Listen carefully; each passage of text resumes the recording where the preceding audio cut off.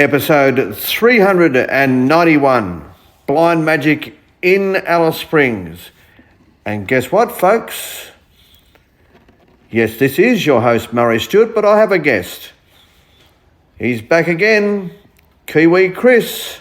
G'day, mate. G'day, mate. How you going? I'm going okay. And, of course, you're our cycling correspondent. You've been on before discussing the merits of cycling here in Central Australia. How's it all going?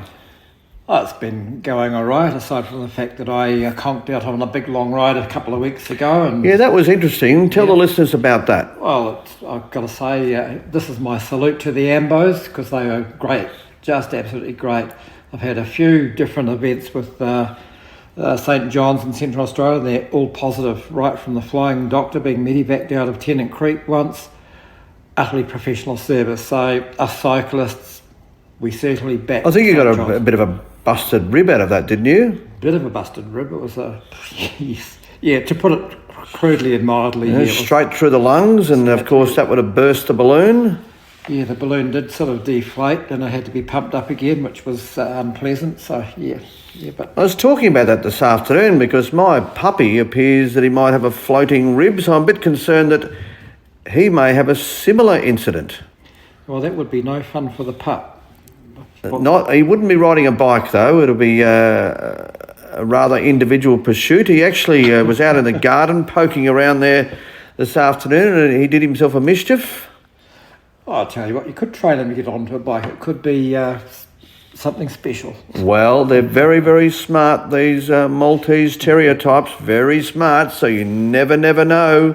But you've been back on the bike, as we say, in recent times, and you had a little bit of a heart episode. Well, it wasn't really a heart episode. It was just my heart wouldn't come out of zone 5, which is the danger zone, so I just had to climb off the bike and recover.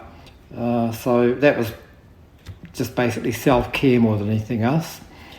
And that's when we're on our bikes, we've all got our heart monitors going and basically measuring our biometrics to make sure that we're not overdoing it. So really, I just basically climbed off when I saw the going was going to get dangerous. I got to say, I used to run with a bloke who used to have this heart monitor, and I got a little bit frustrated because he had this sort of zone that he wasn't prepared to go into, which was fine for him, but when you were just starting to get going and he'd say, oh, let's pull back, it was a little frustrating, shall I say, but he had his way of doing things. Yeah, and I think everybody's got their own level of relative fitness, so he might have been going into zone 5, but you might have been still in fat burn, so you know, it's everybody's a little bit different. Well, that's right, although I do remember ploughing up Anzac Hill and my alarm on my watch went off, and I think I was going up over 185 beats, which is not a great, that's getting into danger zone. That's not a good thing to do. So, yeah, you're no good at being a cowboy about these things, but at the same time, everyone is different, and so you really need to train with someone who's perhaps in sync with your biology. Pretty much, and let's face it, I'm no spring chicken, and I was riding with a bunch of young bucks, so it was always going to be an interesting afternoon for me. The young guys, they were sitting on 50 k's an hour at one point, and that was just a bit too much for me. Well, my mate the Mayor was on this morning on ABC in town here, local ABC, and it appears that recycling is raising its head again at the town council. Well, yes, totally different kind of cycling, but basically an area of frustration for most citizens in Alice Springs at the moment. Yes, it is, and a lot of people are, in fact, almost everybody that comes up from interstate are most surprised when they come to town and find out that we don't have recycling. Yep, if you want to be a responsible citizen, you've got to have dumping bins at home and take them to tip to yourself, because nobody's going to collect them for you. The thing is, when I was on council, it was the councillors that used to get the blame big time, and we were all apparently, ultra right wing and we were anti-environment, etc., and so it would go on. But nothing could be further from the truth. It was actually the people of Alice Springs that voted against recycling. Wow, that is interesting. And it was based on the fact that upon extreme analysis of the cost of the recycling, the ratepayer simply wasn't prepared to pay the tariff for doing the job.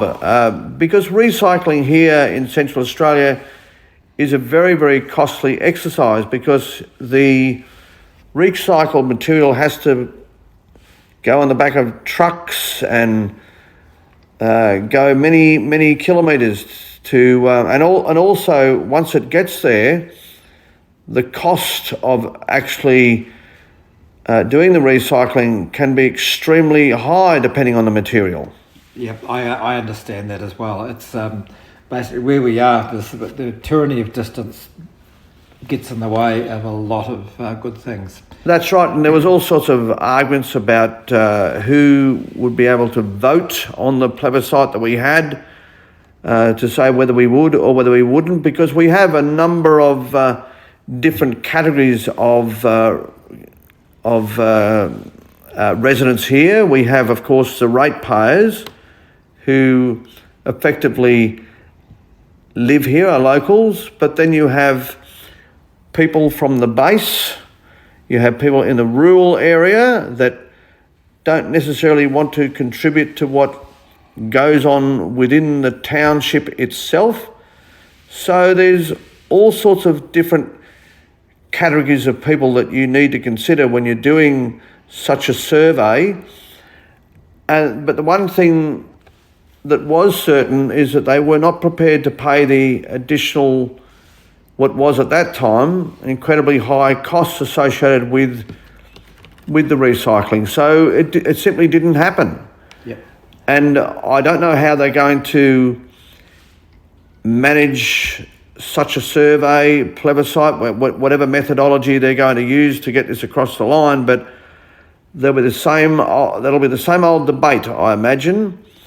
I think, however, the mood has probably changed a little more since my day on council, and I think there's probably more likely to get up this time, I would have thought. Yeah, it's an interesting question, Murray. Look, to be honest, if you're that concerned, and I am, then I do separate everything anyway, and take an occasional trip out to the recycling, the refuse centre, and put the stuff into the different bins. So there's a plastic bin, there's a tin bin, there's a cardboard bin. So, I do my bit. And the other thing is all my kitchen waste goes into a compost heap. So I feed the worms and then I feed my plants. Yeah, and it's not as if we do zero recycling here. Of course, there's the cash for cans and bottles, etc. So there are some other small operations that do where you can dump stuff off, so to speak, from your bins, and they're taken away for you and at a cost, of course. So, well, look, do you know about Recyclable and his yellow bins? He'll do it for free. There you go. Yep, just look up Recyclable. He's got a mobile number. So I used to put stuff in a big container and get it taken away every now and again to get it recycled. So yes, there are options in town, but as far as a universal recycling program through the council, not yet, but it appears it's back on the cards. Yeah, and it's all to do with individual responsibility. If you care for your environment in your town, then roll your sleeves up and do something for it, instead of sitting around grumbling about it.